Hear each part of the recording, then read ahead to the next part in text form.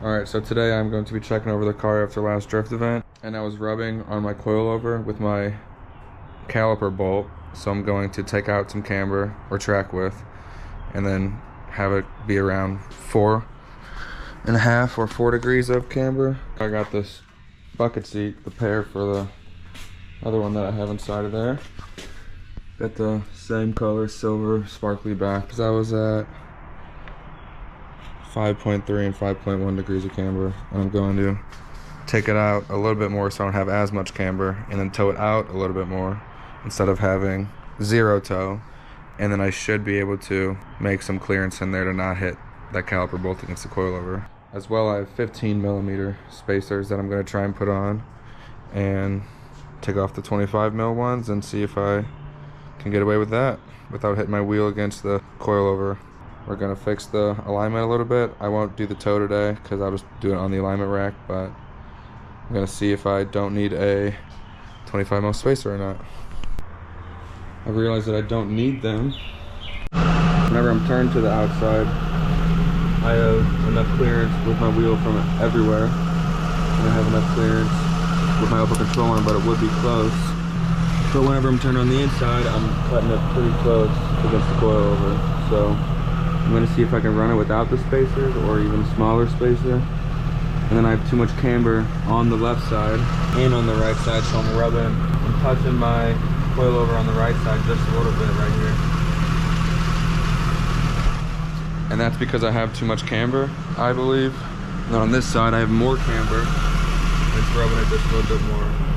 It's not going inside of it, it's just scraping off the paint and the top layer of it, but I need to make sure that it's not going to keep doing that or else I will cause problems.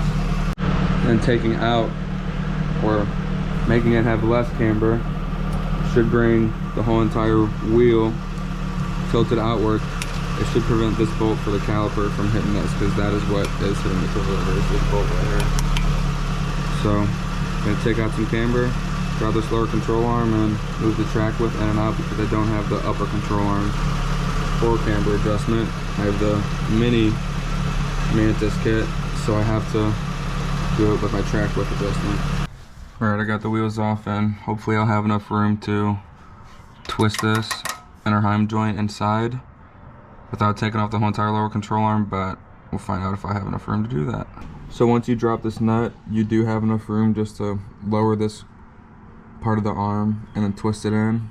I twisted in 2 full rotations. So it should have sucked in the bottom part of the wheel a little bit more and then decreased my camber, and hopefully it's around 4 to a little bit less than 5 degrees of camber, so, or negative degrees of camber. Hopefully my caster will align after that because I did not have enough time to align it last time. I need to torque back down everything. And this side was more difficult because I guess I bottomed out on a speed bump and it bent that, so it was way more difficult to remove this side. I just had to unbolt everything that was attached to the lower control arm, and then I could bring it up and over. I need to torque down everything on this side that attaches to the lower control arm. I just need to torque down that part of the lower control arm on the other side, and then change up my wheel spacers, see if I rub, see if I can not run a wheel spacer or go smaller than 15mm and see what's going on. Because my wheel size is 18 by 9.5 plus 22. I have an 18 by 8.5 plus 22 I can throw on the car just to see what it runs like, but that might be the best size that I need to get in. I just need to get an extra set of wheels for the front that are that small. And I'm getting rid of these 25mm wheel spacers. I'm gonna go in with these 15s and see if it fixes my wheel fitment. I already put this 15mm wheel spacer on that side, so I might just not put it on and then see what side looks better and see if this side doesn't even rub with it, and then if so, I'll just take off the other side wheel spacer and keep it like that with better fitment. We're getting even closer on this side without the wheel spacer. We're going to turn the wheels without it being loaded and see if we rub, and if not, I'll drop it. See if we rub when it's loaded, and then if not, we're going to keep them. And same thing with this side. We are getting close, but we are not rubbing anywhere. Here's the other side. We have a little bit more room. Now we're just going to drop it and see what the fitment looks like. Yeah, this side is looking a little bit better, but still not as good. And without the wheel spacer, it actually has some pretty good fitment. So I'm gonna need to lower it a little bit more. First, I need to see if it rubs anything whenever I'm turning my wheel back and forth. If it doesn't rub, then we're lowering it and making it have better fitment.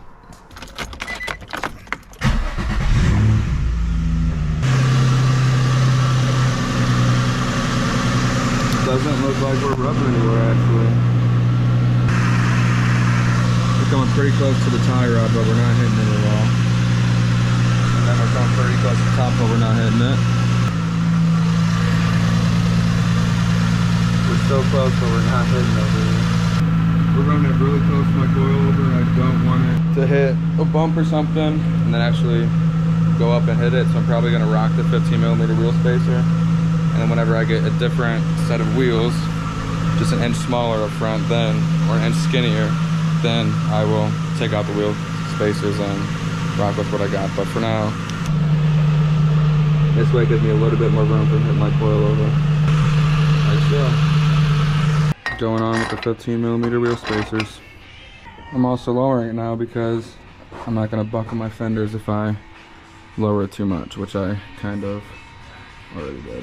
It's actually way better fitment now. I know my wheel is not turned straight, but it's almost flush and looks a lot better than it was.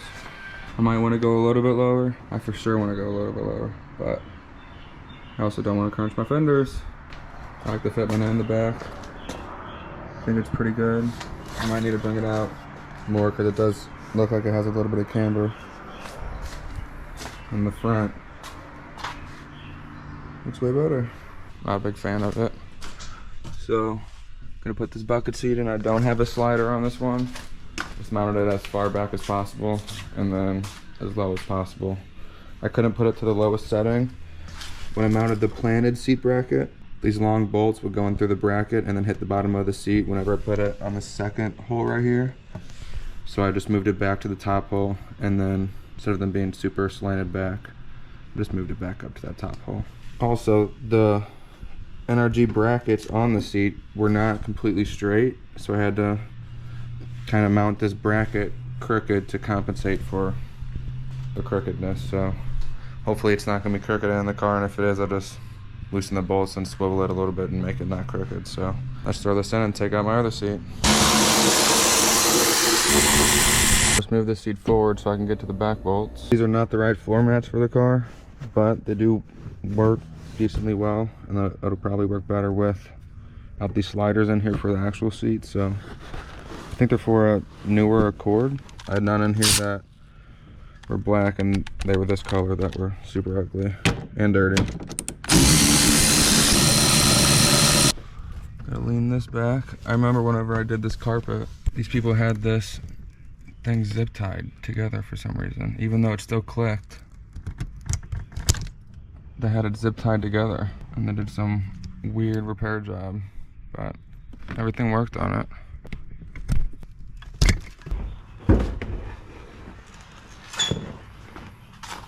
There we go.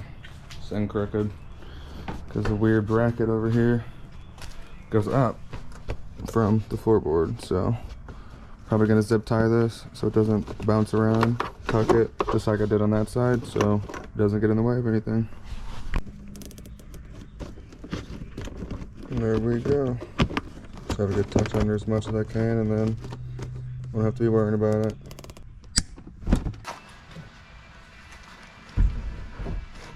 And just finger the bolts in at first, and then we can buzz them in with the impact. And now I guess it's time to peel this off.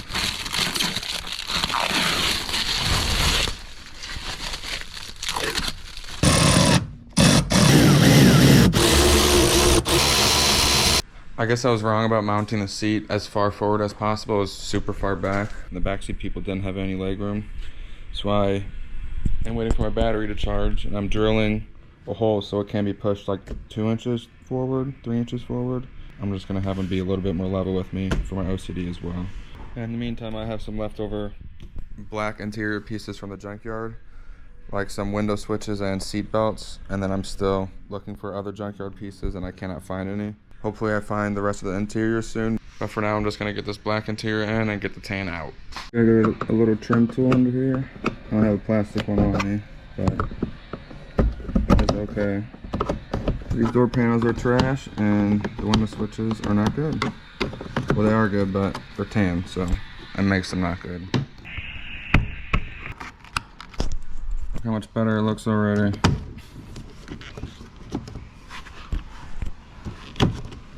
There you go. That little notch has to get inside of there. Looks a lot better. I mean, I still need black door panels, but should have done this a while ago. You can see this stop, and then this. That's for just rolling the window up, and that's for automatic. This one doesn't really have that stop function. It just goes up all the way, so that'll fix that problem. There we go. Now it looks a lot better, but I don't have this one over here. I don't think I got it because it was super scratched up. Now to get these back seats, I think there's just a tab you pull right here. And then it just pulls out. Do you know what I don't think I got? Were the seat buckles. I don't know if they had them. Yeah, so I tried looking for the buckle, and I guess I didn't get it at the junkyard, so sadly gonna have to reuse them back here, but it's alright. I'm just gonna get the new buckles in here and get rid of these tan ones.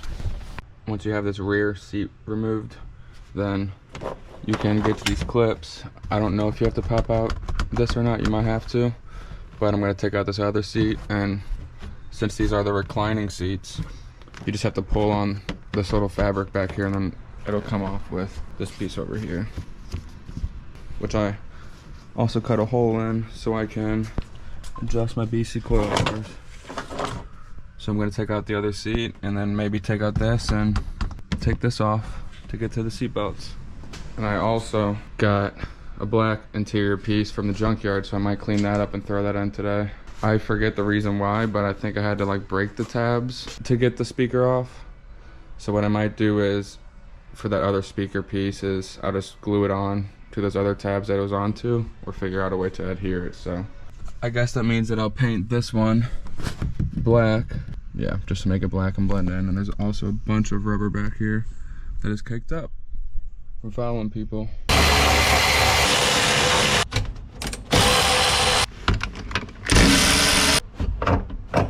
There we go. And then you just need to get behind here and just rip. So I know you got to take off this C-pillar, and then it'll give you access to getting off the full part, I believe.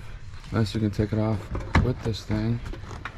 I'm not 100% sure. I don't think you can, so I'm just going to take this off. There's one up top. There's another one deep inside there. Wherever you bend it, you can kind of see where it is, right here in that dimple. And there's another one right there where that dimple is. There we go. To unplug that speaker wire, you have to pop down this trim back here, and then unplug this speaker wire right here. I guess this thing just pulls out. I'm not too sure. I don't remember taking out the other one. Take out these things just in case we have to.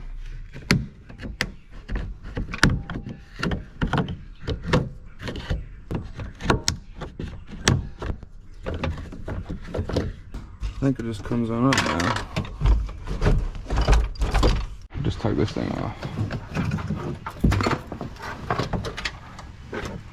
There we go.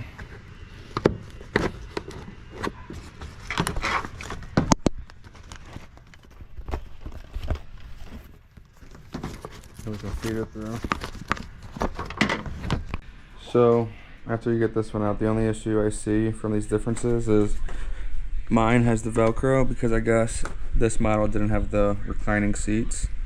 These Velcro straps are just stapled in, so I might just find a stapler and then just staple them over here.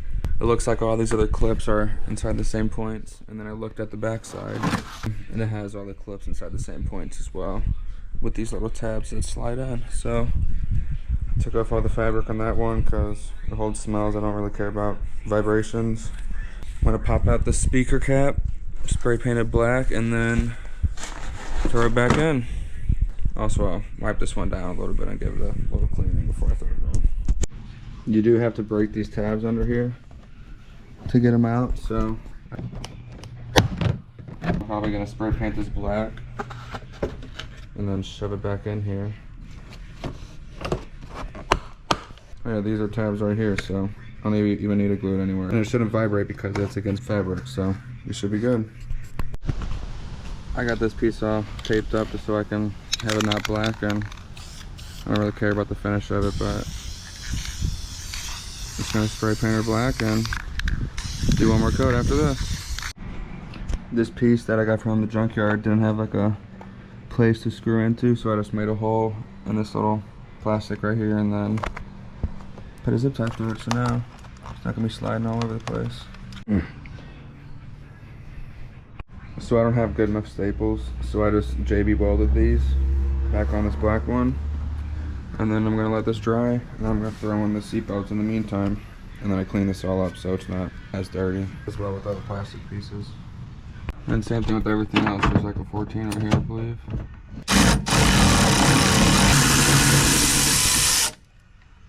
And the other one on the other side.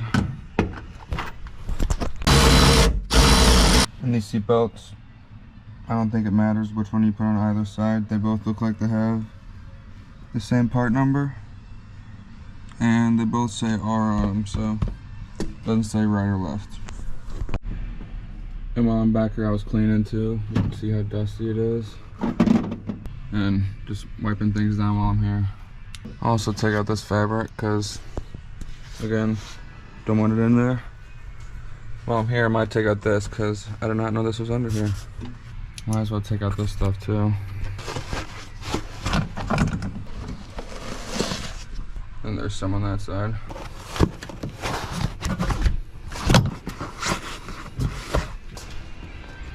For any sponges to wash your car. I also didn't realize that this third brake light is LED, so mine was out and I just never messed with it, so maybe this one will work and I'll have a working third brake light. You have to feed through the seatbelts to the holes, so don't forget that.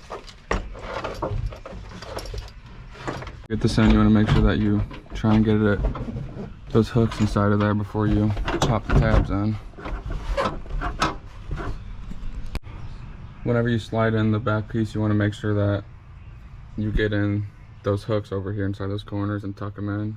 Then you can get in those clips inside the middle and then pop them in, no problem.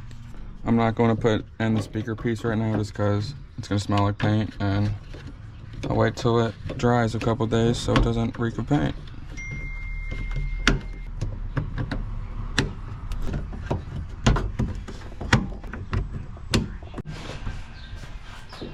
Alright, I got the seat all installed, and it's about even with my other seat. It's a little bit taller and pushed back, but I have an extreme low bracket. This is a low bracket. I probably should have got an extreme low one, but it'll do. So I got the new seat belts in and the new back rear deck lid with all the other stuff to it, and then I got the new random black window switches that I need to get the right rear of. Here's how the speaker thing came out. I taped off the bows so it wouldn't look bad, but I got it all done. I'm gonna let it sit out so it doesn't smell like paint inside my car, and I'm gonna be done for right now. I need to get paint for my harness bar and put the harness bar in with the harnesses. And I know people say it's a death trap without a roll cage in it with a harness and a bucket seat, but it's a drift car. I don't daily this thing, and I'm not going that fast, so I should be good, and eventually I will get a roll cage, but as of now I do not, and normal seat belts with this bucket seat is annoying, so I'm gonna get a harness to make it a little bit more better for a bucket seat, and then I will move on to a roll cage eventually.